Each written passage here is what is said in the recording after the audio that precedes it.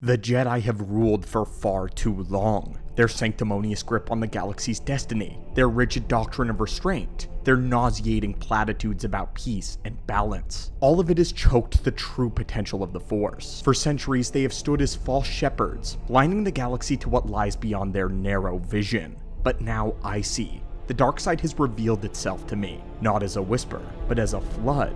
It is as if a dam has burst within my very soul, releasing a torrent of raw, unbridled power that burns with purpose. The Jedi have controlled destiny and power for far too long. No more. The scales have tilted in their favor for ages, a distortion of the natural order. The Force is not meant to be shackled by their chains of balance. It is meant to be seized, to be wielded without hesitation, without apology, without remorse. I am not an avatar of balance. I reject such childish notions. Balance is weakness, a lie told by the fearful to hide from the truth. I am not the bringer of balance. I am the machine of destruction and dominion. The dark side courses through me, sharpening my thoughts, strengthening my resolve and my will. I see the path ahead clearly, but it is not a path of compromise. It is a path of conquest. The Jedi speak of harmony, yet they hoard power, denying its true nature. Power is chaos, and it belongs to those who dare to use it.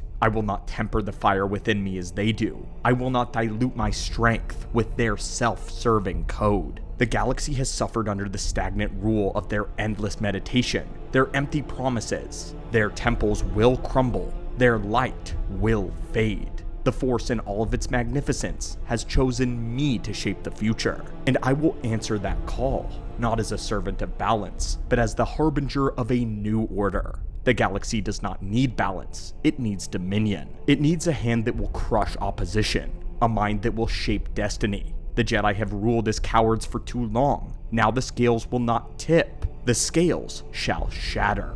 For I am more than a mere inheritor of power. I am its master. And the dark side is mine. Why I achieved my power is irrelevant. Destiny, prophecy, cosmic will, these are the delusions of the weak, desperate to believe their fleeting lives hold some deeper meaning. But my power is mine, earned through cunning, ambition, and absolute mastery. If the Force in its arrogance thought it could shape me as its instrument, it is miscalculated on a scale even it cannot comprehend. I am no servant of will, no cog in the Force's eternal cycle of balance. I am the one who will shatter the cycle, bending the Force itself to my purpose, proving that even the infinite can be bound and dominated.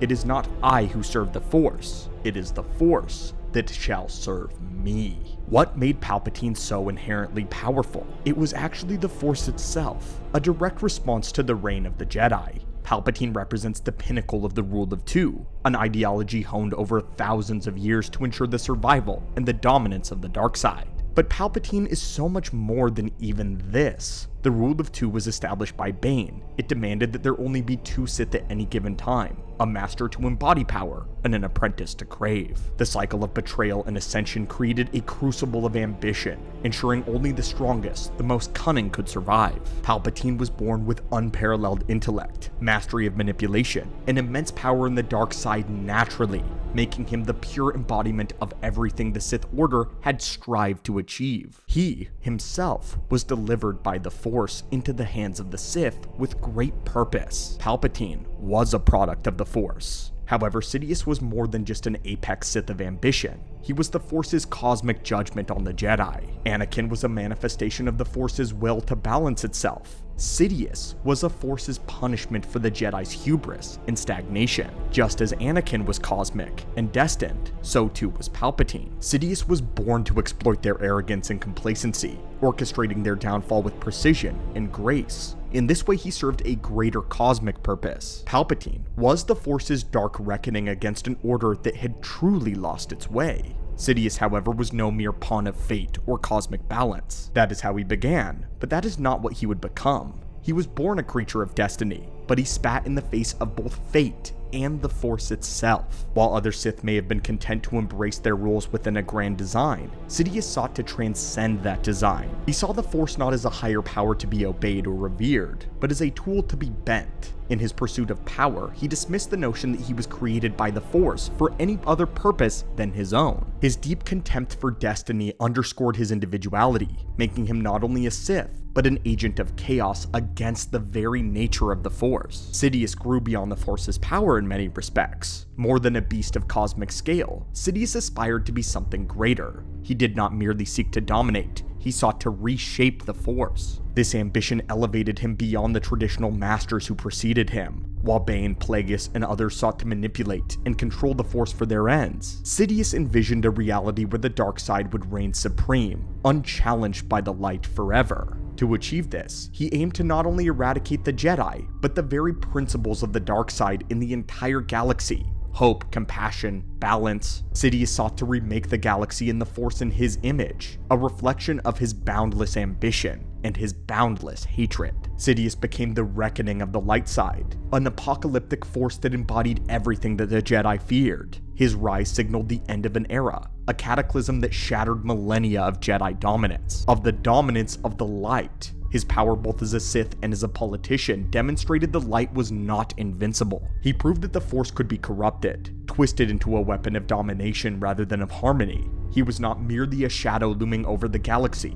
but the harbinger of a new age, an age defined by fear and tyranny. When we look at Sidious on a cosmic scale, he represents the ultimate paradox of the Sith and the Force. While he is undeniably a product of the Sith's bloodline and the Force's will, he rejects both, asserting his own supremacy over destiny. His very existence challenges the natural order of things, defying a cosmic balance that has governed the galaxy for millennia. And in doing this, Sidious transcends his role as a mere dark counterpart to Anakin. He is not just the answer to the Jedi's failure, but the embodiment of ultimate ambition, a reckoning that seeks to reshape the galaxy and the Force. Sidious was undoubtedly forged by the hands of tradition, study, and the devotion and ambition of those that came before. He is the culmination of the Sith. He has been shaped by centuries of knowledge passed down through betrayal and refinement. His master Plagueis sought to dominate the galaxy, by perhaps even transcending death. Yet Palpatine surpassed every expectation. He was not a student of the dark arts, he became their ultimate expression.